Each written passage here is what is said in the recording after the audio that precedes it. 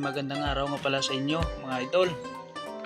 Ito na naman kami mula sa umaga hanggang maghapong pagtatrabaho. Ay talagang nakapagod talaga mga idol.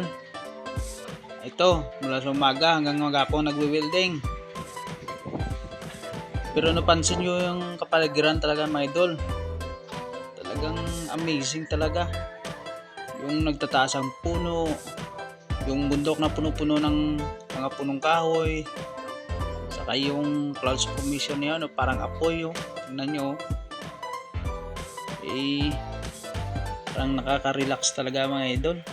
Parang nawawala yung pagod mo. Ito yung isa kong kasama. Ingat-ingat pa rin, baka malaglag. Talagang amazing talaga si God mga idol.